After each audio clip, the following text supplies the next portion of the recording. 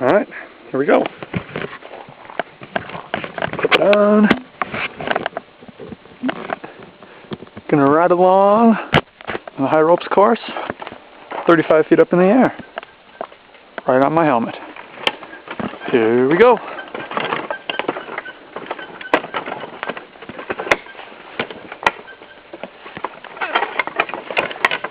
Gotta get down there and switch my carabiners.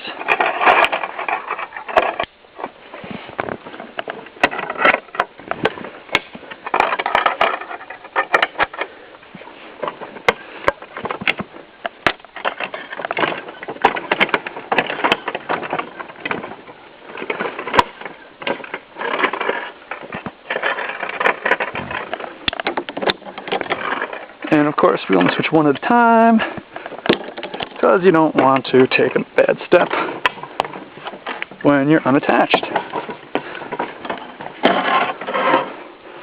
Whew, the sun is bright. And we're past that first bridge, our first event. Probably about 15 feet up in the air or so right now. And you can kind of see the river through the trees. Going along. Single little bridge here. Turn around. Go sideways. Maybe you're looking out a little bit. Or you can go backwards. And as you get there, you eventually make your way. And you're going to switch, of course, your carabiners one at a time. And next up we have the cherry pickers.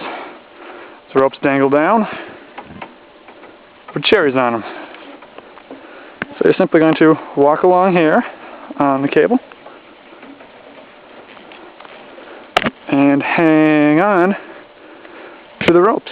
Ooh man, spider webs going right through the face.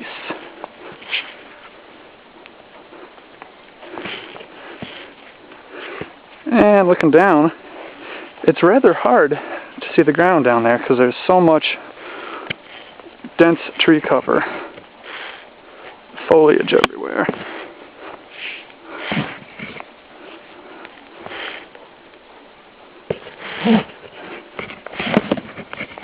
And maybe you lost your balance and you fell, and you're just going to hang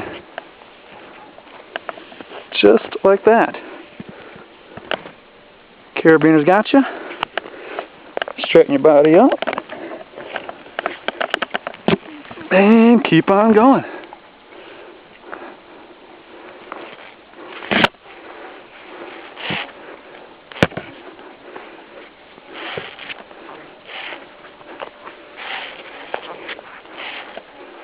So, nothing too difficult about this one. It takes a while. It's about 40 feet, I'd say, of cable that you are walking across.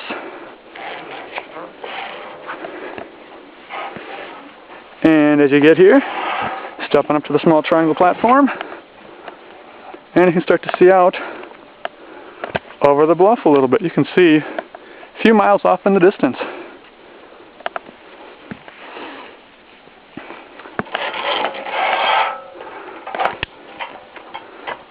Whew. I spun around a few times. I got tangled up.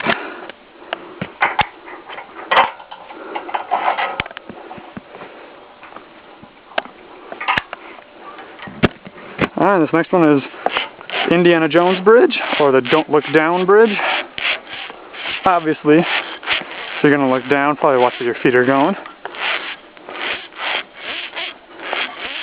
And if you hear that sliding noise, that right there, those are my carabiners, just sliding along the metallic cable, just like that.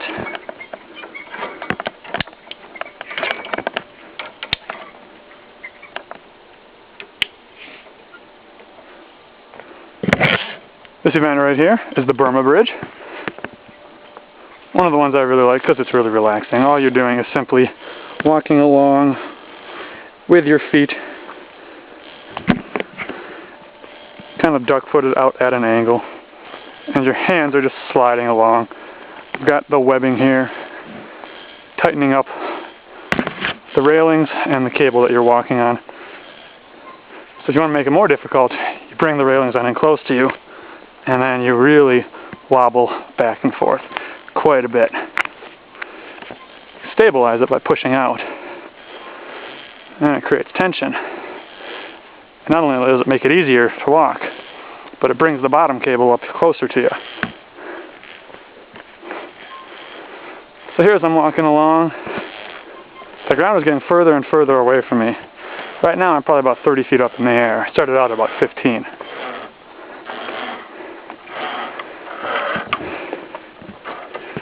And again, that was about 40 feet of cable across the Burma Bridge, going through the treetops.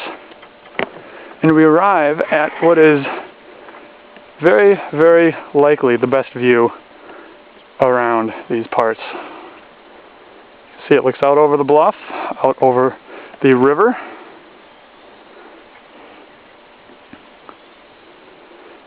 See down there.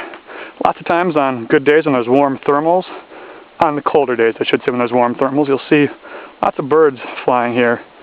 Turkey vultures, bald eagles, some hawks, some falcons, and I've seen one golden eagle while I was here. That's very rare though. That's a big rarity to see that. I've seen a golden eagle once here at this site right here where I'm standing. I've seen it twice while I've been here in the past year. Now the sad thing is in the winter, or in the fall, you'd think looking out over here it would be beautiful with lots of colors. Unfortunately, the great majority of those trees are all oak, so they are mostly brown in the fall. So in a few months, it's just going to be one big brown landscape. It's not going to be red or orange or yellow or anything like that with some greens with the conifers. Looks like we got a cedar tree right in front of me here. But it's a beautiful view, and one of the spots I'd love to hang out on. I've come up here before and literally just sat up here and stayed up here for quite a while. You can hear the river. I'll be quiet. Maybe you can hear the river down there. You can hear a woodpecker behind me somewhere.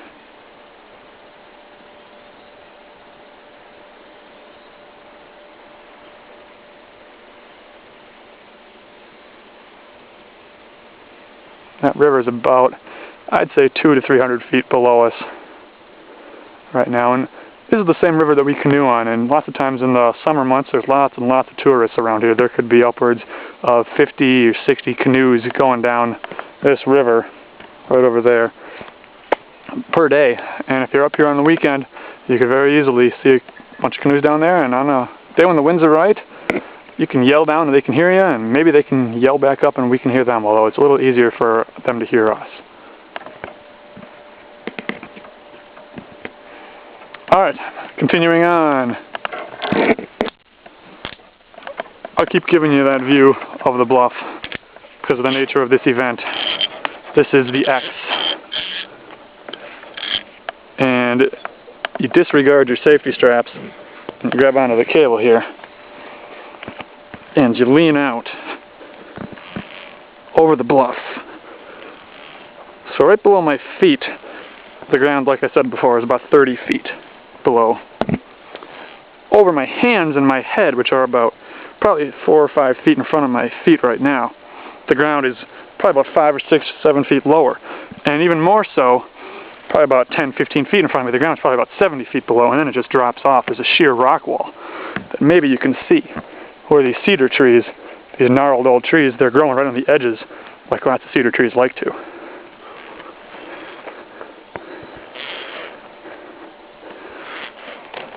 So as you get closer and closer, you have to switch over and keep on going. And now, made it past the crux, and it just gets easier.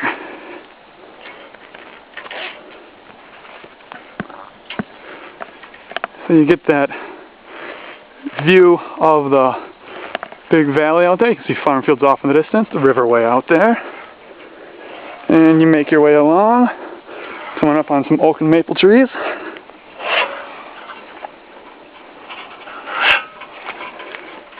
And we've got one last event for the zip line.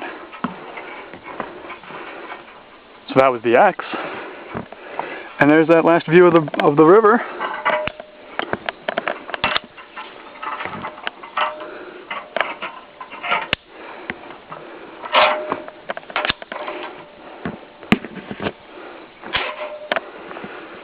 Alright, and the way to cross most of these cables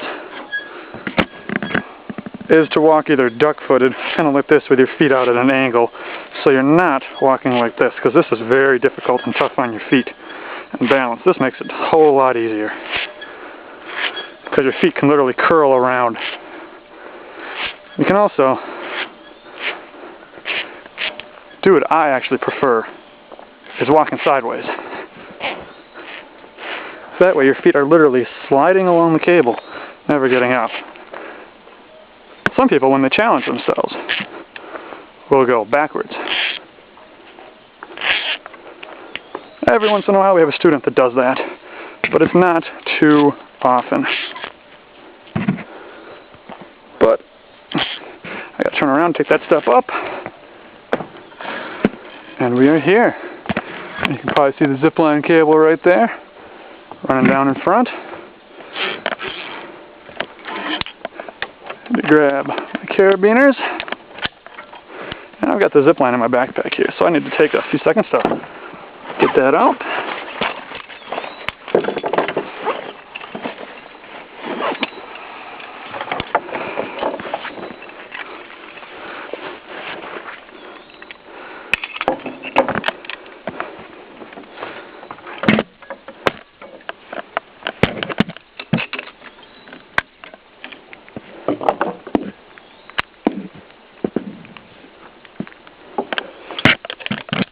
Triple locking carabiner, 1 lock, 2 locks, 3 locks. Back. Alright, good to go. I gotta clip this one on in. Double locking carabiner, twist and open.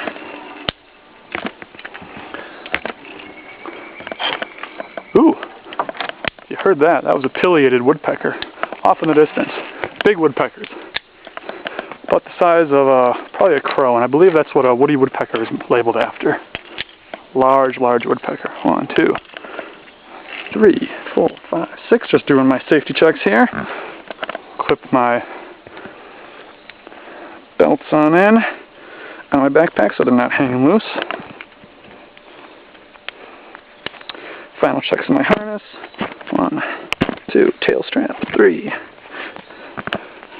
1, 2, 3. 1, 2, 3. Alright. I believe we'll go off backwards. And just make your way on down. Just a turn. Ooh, I'm going in reverse. Not the best landing, but it'll do. And you're down probably about 150 feet of cable right there in just a few seconds. Now take these off.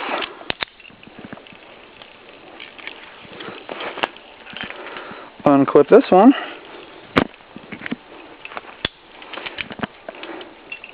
You are officially done. So, hopefully you enjoyed the trip out here. Have a good day.